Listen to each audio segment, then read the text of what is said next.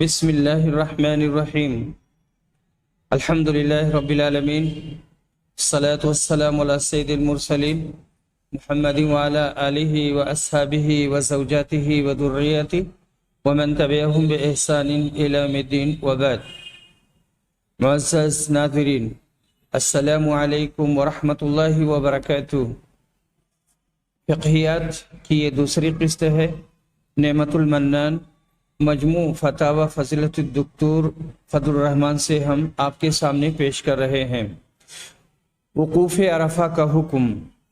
وقوف عرفہ ارکان حج میں سے ہے، اس کے بغیر حج نہیں ہوتا، کیونکہ رسول صلی اللہ علیہ وسلم نے فرمایا ہے الحج عرفہ۔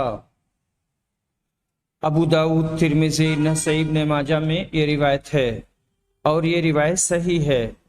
حج عرفہ ہے، اور عروہ الطائی کی حدیث میں ہے کہ من شہد صلاتنا هذه ووقف معنا حتى ندفع وقد وقف بعرفہ قبل ذلك ليلا او نهارا فقد اتم حج، رواہ ابو داؤد و ترمذی۔ جو ہماری اس نماز میں حاضر ہوا اور ہمارے ساتھ وقوف کیا یہاں تک کہ ہم یہاں سے روانہ ہوں، اور اس سے قبل عرفہ میں دن میں یا رات میں وقوف کیا تو اس کا حج مکمل ہو گیا۔ مینا سے عرفہ کب روانہ ہوں گے؟ مسنون یہ ہے کہ 9 ذی الحجہ کو حاجی مینا سے طلوع شمس کے بعد روانہ ہو، جیسا کہ حضرت جابر نے رسول اکرم صلی اللہ علیہ وسلم کے سلسلے میں بیان کیا ہے۔ فصلى بها الظهر والعصر والمغرب والعشاء والفجر ثم مكث قليلا حتى طلعت الشمس۔ المغنی جلد نمبر 5 صفحہ نمبر 262۔ آپ نے وہاں ظہر، عصر، مغرب، عشاء اور فجر کی نماز پڑھی، پھر تھوڑی دیر ٹھہرے رہے یہاں تک کہ سورج طلوع ہو گیا۔ لیکن اگر کوئی مجبوری کی بنا پر معلم کی گاڑی پر رات میں ہی عرفہ کے لیے روانہ ہو جائے تو انشاءاللہ اس کے حج پر کوئی اثر نہیں پڑے گا اور حج صحیح ہوگا۔ مقام نمرہ میں زوال سے قبل قیام کرنا مسنون ہے۔ کہتے ہیں کہ مقام نمرہ میں زوال سے قبل قیام کرنا یہ مسنون ہے، مگر جن لوگوں کو خطرہ ہو کہ اگر ہم زوال سے قبل مقام نمرہ میں قیام کریں گے اور قافلے کا ساتھ چھوڑ دیں گے تو گم ہو جائیں گے اور پریشانی ہوگی، تو ان لوگوں کو سیدھے قافلے کے ساتھ عرفہ چلا جانا چاہیے تاکہ اطمینان کے ساتھ وہ اس دن کے اعمال کر سکیں، اور ایک مستحب عمل کی وجہ سے وہ پریشانی کا شکار نہ ہوں اور کہیں لا علمی اور حیرانی و پریشانی میں حدود عرفات سے باہر ہی نہ رہ جائیں اور پھر حج ہی نہ ہو۔ عرفہ میں ظہر اور عصر کی نماز کیسے پڑھیں گے؟ کہتے ہیں کہ عرفہ میں ظہر و عصر کی نماز باجماعت قصر اور جمع کے ساتھ پڑھیں گے۔ چنانچہ پہلے اذان ہوگی، پھر ظہر کے لیے کوئی اقامت کہے گا اور 2 رکعت ظہر کی نماز پڑھیں گے، اس کے بعد عصر کے لیے اقامت کہیں گے اور 2 رکعت اس کی نماز پڑھیں گے۔ حضرت جابر رضی اللہ عنہ کی حدیث میں خطبہ کے ذکر کے بعد ہے ثم اذن ثم اقام فصلى الظهر ثم اقام فصلى العصر ولم يصلي بينهما شيئا، رواہ مسلم۔ پھر اذان ہوئی، پھر اقامت ہوئی تو آپ نے ظہر کی نماز پڑھائی، پھر اقامت ہوئی اور آپ نے عصر کی نماز پڑھائی، اور بیچ میں کوئی نفل نماز نہیں پڑھی۔ اور امام ابن قدامہ کہتے ہیں وَيَجُوزُ الْجَمْعُ لِكُلِّ مَنْ بِعَرَفَةٍ مِنْ مَكِّيٍ وَغَيْرِهِ۔ قال ابن المنذر اجمع اہل العلم على ان الامام يجمع بين الظهر والعصر بعرفة وكذلك من سلم الامام۔ المغنی جلد نمبر 5 صفحہ نمبر 264۔ अरफा में जमा बैन सलातैन जायज़ है हर उस शख्स के लिए जो अरफा में हो, चाहे मक्का का रहने वाला हो या किसी और जगह का। इमाम इब्नुल मुंदिर कहते हैं कि अहले इल्म ने इत्तेफाक किया है कि इमाम अरफा में ज़ुहर और असर के दरमियान जमा करेगा और इसी तरह वो भी जमा करेगा जो इमाम के साथ नमाज अदा करेगा। अल-वजीज़ में है सलातुद्दुहरी वल अस्र जमअन व कसरन बिनमिरा यौम अरफा। अल-वजीज़ फी फ़िक़्ह सुन्नह वल किताब अल-अज़ीज़ सफ़ा नंबर 252।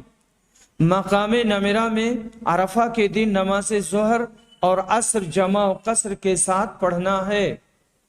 इस वास्ते ज़ुहर और असर की नमाज चाहे इमामुल हज के साथ पढ़ें या अपने खेमा वगैरह में जमात के साथ पढ़ें या अकेले पढ़ें, मज़कूरा बाला तरीक़े पर कसर और जमा के साथ पढ़ेंगे। अरफा में इमामुल हुज्जाज का खुतबा सुनना वाजिब नहीं। यहाँ यही सवाल किया गया है कि जो अमीरुल हुज्जाज है उसका खुतबा सुनना ज़रूरी है कि नहीं। तो इस सिलसिले में कहते हैं इमामुल हुज्जाज का खुतबा सुनना और उसके साथ बाजमात ज़ुहर और असर की नमाज पढ़ना मुस्तहब है, वाजिब और सेहत हज के लिए ज़रूरी नहीं। इस वास्ते अगर मस्जिद नमीरा जाकर इमाम का खुतबा सुन सके और उसके पीछे ज़ुहर और असर की नमाज बाजमात पढ़ सकें तो बहुत अच्छी बात है। लेकिन अगर वहाँ जाने में कोई परेशानी हो या ऐसी सूरत में गुम हो जाने का खौफ हो तो अपने खेमा में ही नमाज ज़ुहर और असर बाजमात पढ़ लें, हज हो जाएगा इंशाअल्लाह। क्या दौरान हज दुआएं देख कर पढ़ सकते हैं? कहते हैं तवाफ और सई करते वक्त इसी तरह मिना, अरफात, मुज़दलिफ़ा में जो दुआएं पढ़ी जाती हैं अगर वो ज़ुबानी याद ना हो तो क्या किताब वगैरह में देखकर उन्हें पढ़ सकते हैं?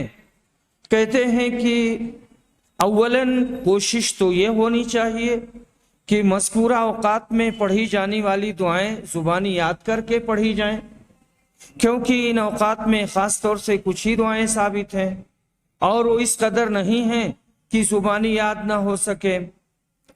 अलबत्ता अगर किसी को कोशिश के बावजूद भी वो दुआएं याद नहीं होती तो किताब वगैरह में देखकर पढ़ सकते हैं, कोई हरज की बात नहीं है। और जहाँ कोई ख़ास मसनून दुआ नहीं है वहाँ अपनी पसंद की दुआएं करें। अगर अरबी इबारतें याद ना हो तो अपनी ज़ुबान वो इबारत में भी दुआ कर सकते हैं और बसा औक़ात इसमें ज़्यादा खुलूस, तवज्जो और आहोज़ारी पाई जाती है और कबूलियत का ज़्यादा इम्कान होता है। मबीते मुज़दलिफ़ा वाजिब है। यहाँ लंबा सवाल किया गया है और यही पूछा गया है कि मुज़दलिफ़ा में रात गुजारना वाजिब है या नहीं। तो इस सिलसिले में कहते हैं कि राजिह कौल के मुताबिक मबीते मुज़दलिफ़ा वाजिबात हज में से है। मबीत यानी रात गुजारना, और इसके तर्क पर एक दम देना पड़ेगा। अगर किसी ने मुज़दलिफ़ा में रात नहीं गुजारी तो एक दम देना पड़ेगा। अलबत्ता चूंकि आप लोगों ने इसे ख़तअन तर्क किया है, अमदन नहीं, इस वास्ते गुनहगार नहीं होंगे और इसकी वजह से जो हज में नक्स पैदा हुआ है वो दम देने की वजह से पूरा हो जाएगा।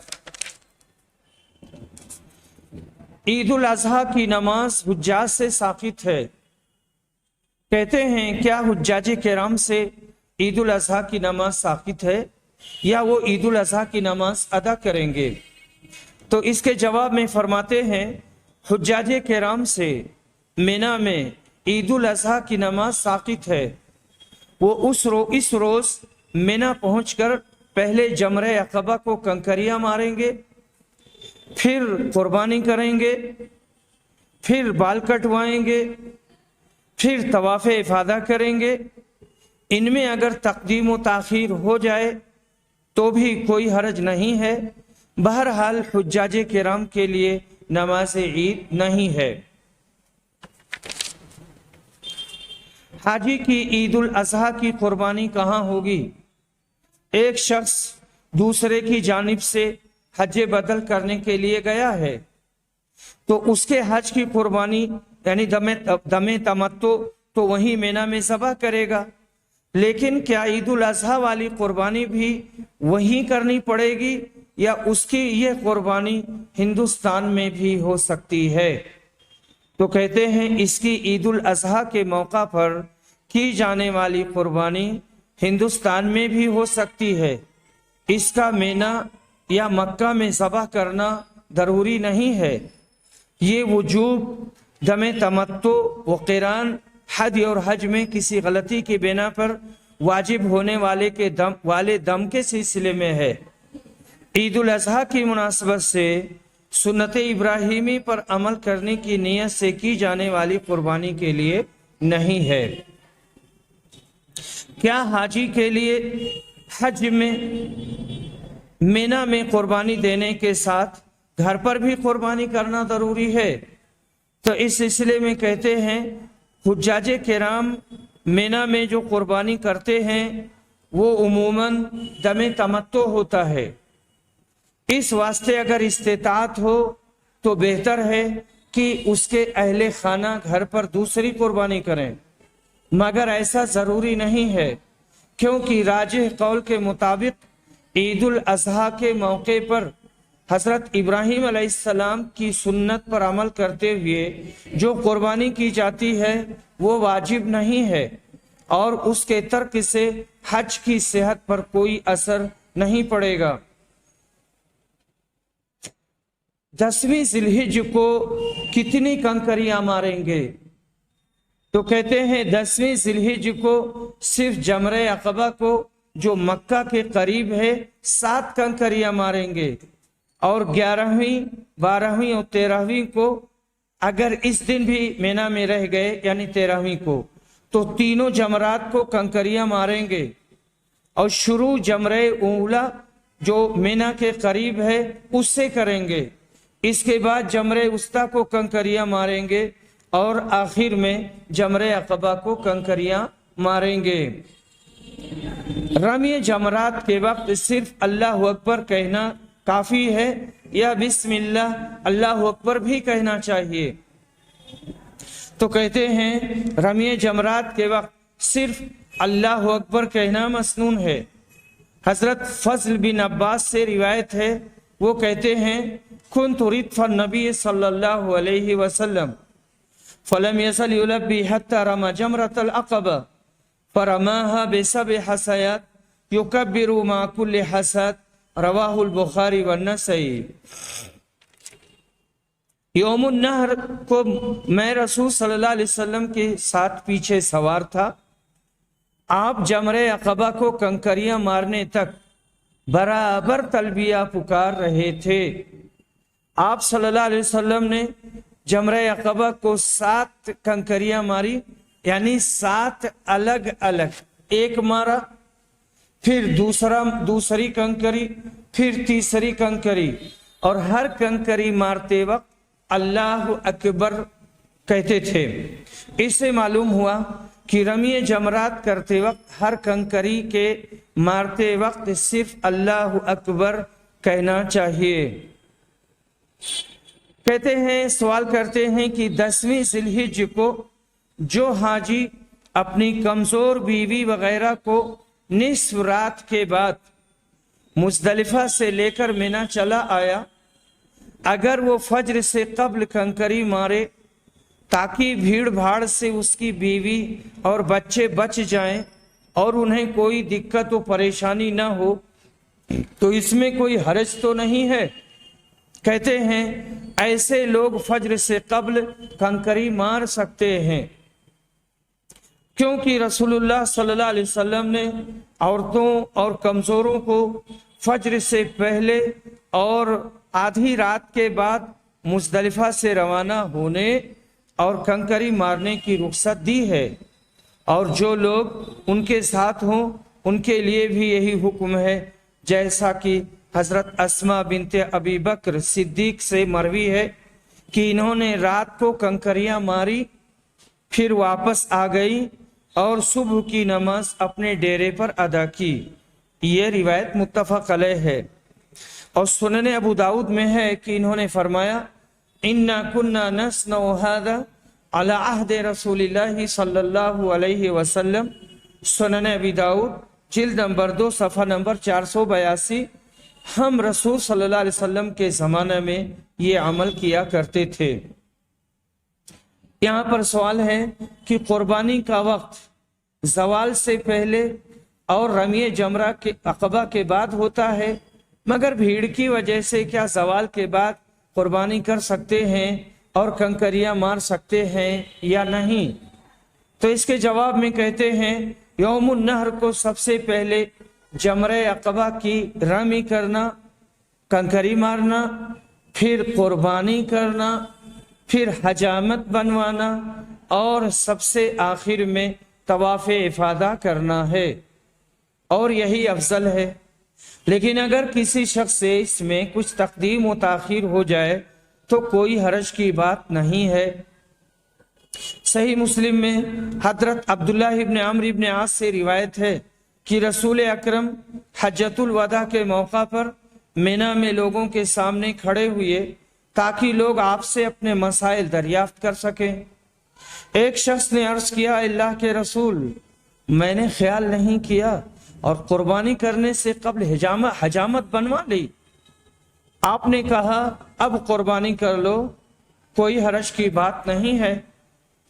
پھر دوسرا شخص کھڑا ہوا اور کہا اے اللہ کے رسول، میں نے کنکریاں مارنے سے قبل لا علمی میں قربانی کر ڈالی۔ آپ نے کہا اب کنکریاں مارو، کوئی حرج کی بات نہیں ہے۔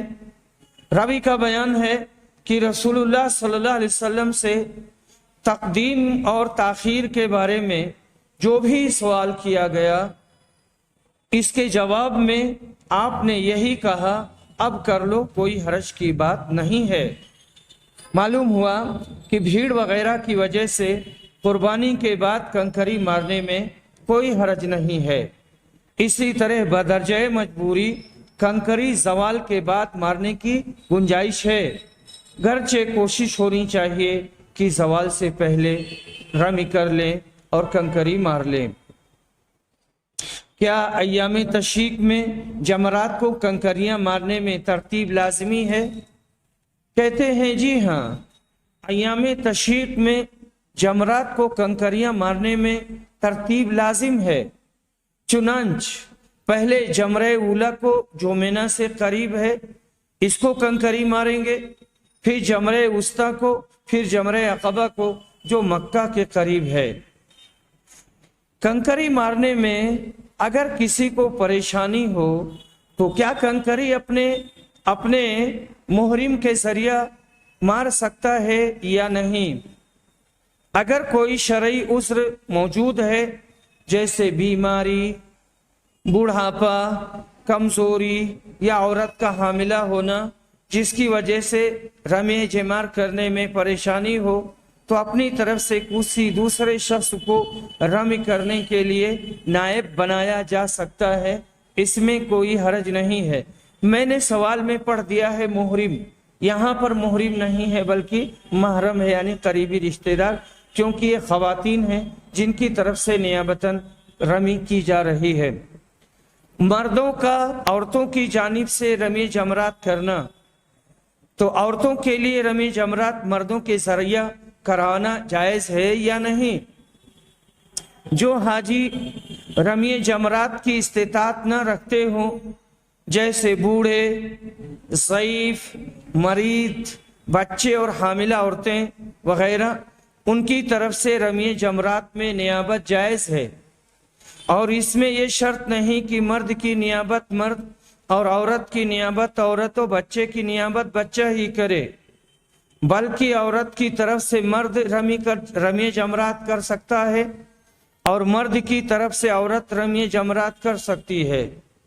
کتاب و سنت میں یہ شرط وارد نہیں ہے کہ مرد کی طرف سے مرد اور عورت کی طرف سے عورت ہی کنکری مارے، اور اگر اس طرح کی شرط ہوتی تو کتاب و سنت میں اس کا بیان ضرور آتا، وَمَا كَانَ رَبُّكَ نَسِيًّا، सूरह मरियम आयत नंबर 64। और हजरत जाबिर से रिवायत है, कहते हैं हमने रसूल सल्लल्लाहु अलैहि वसल्लम के साथ हज किया, हमारे साथ औरतें और बच्चे थे, हमने बच्चों की तरफ से तलबिया पुकारा और उनकी तरफ से कंकरियां मारी। सुनन इब्न माजा जिल्द नंबर 2 सफ़ा नंबर 1010। मालूम हुआ कि अहले आज़ार की तरफ से दूसरे रमी जिमार कर सकते हैं।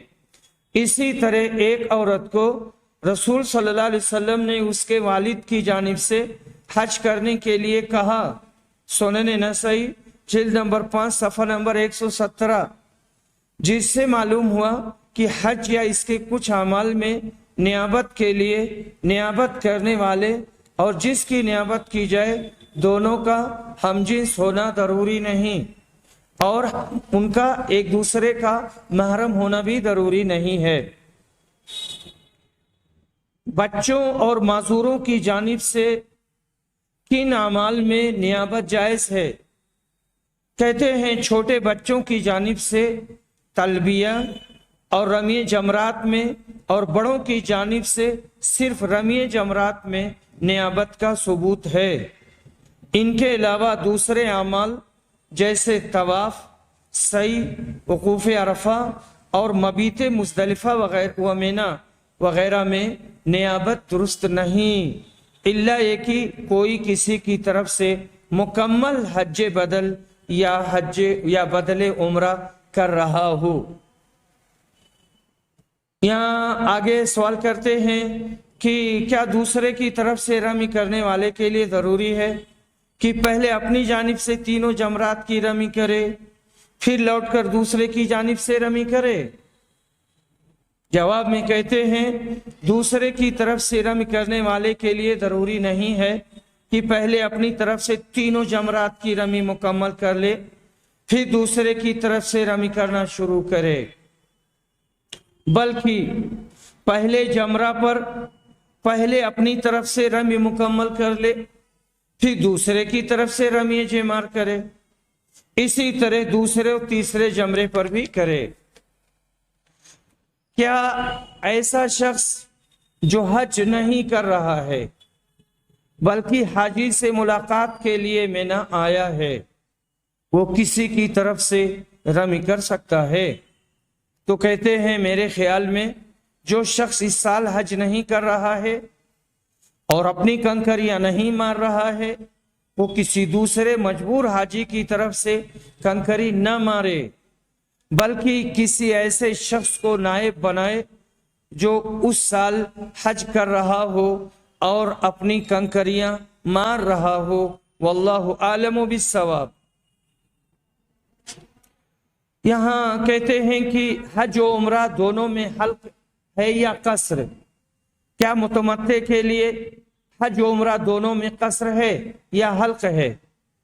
कहते हैं हाँ, मुतमत्ते के लिए उम्रा और हज दोनों में हल्क या कसर है। हज में भी हल्क या कसर है, उम्रे में भी हल्क या कसर है, दोनों में इसे अख्तियार है। चुनांचे जब वो उम्रा में सही के 7वें चक्कर को मुकम्मल करेगा तो हल्क या कसर करने के बाद ही एहराम खोलेगा, और अगर हज में ज्यादा दिन बाकी हैं और इस मुद्दत में बाल बड़े हो जाने की उम्मीद है तो हल्क करना बेहतर है, वरना कसर करना बेहतर है।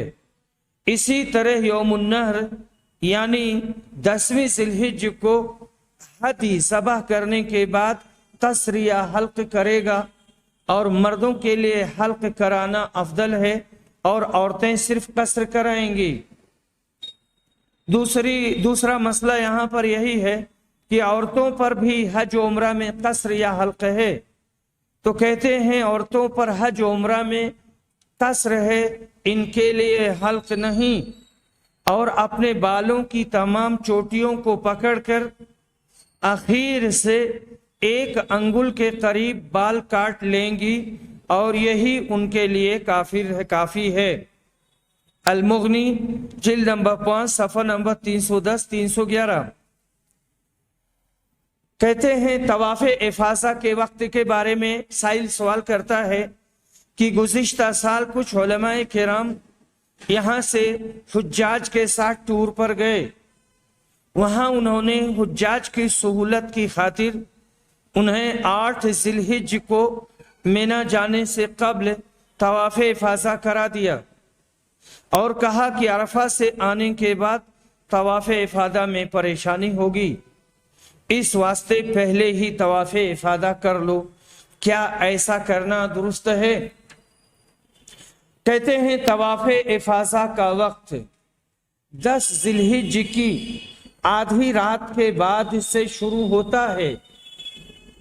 हजरत आयशा रज़ियल्लाहु अन्हा से रिवायत है कि नबी सल्लल्लाहु अलैहि वसल्लम ने उम्मे सलमा को भेजा, चुनांचे उन्होंने 10 जिलहिज की रात में फज्र से कब्ल जमरतुल अक़बा पर कंकरी मारी और फिर मक्का जाकर तवाफ़ इफ़ादा किया। सुनन अबू दाऊद जिल्द नंबर 2 सफ़ा नंबर 139, किताबुल मनासिक बाबु ताजील मिन जम वक़ाल अल-अलबानी दाइफ। ये इमाम शाफिई और इमाम अहमद वगैरह का मजहब है और यही राजे और कवी है। और इमाम अबू हनीफा के नज़दीक उसका वक्त 10 जिलहिज की सुबह सादिक का तुलू होना है। और तवाफ़ इफ़ादा का अफजल व मुस्तहब वक्त ये है कि हाजी 10 जिलहिज को कंकरी मारने, कुर्बानी करने और बाल मुड़वाने या तरशवाने के बाद ज़ोहर से पहले मक्का जाकर तवाफ करे, क्योंकि रसूल सल्लल्लाहु अलैहि वसल्लम ने इसी तरह किया है। रहा इसका आखिरी वक्त, तो जुमहूर उलमा के नज़दीक इसकी कोई हद नहीं है और अल्लामा इब्ने कुदामा के बकौल इमाम अबू हनीफा के नज़दीक अय्यामे नहर का आखिरी वक्त उसका आखिरी वक्त है। इस वास्ते टूर के साथ जाने वाले उलमाए किराम का हुज्जाज की सहूलियत के लिए उन्हें 8 जिलहिज को तवाफ़ इफ़ादा करने के लिए कहना बिल्कुल गलत है।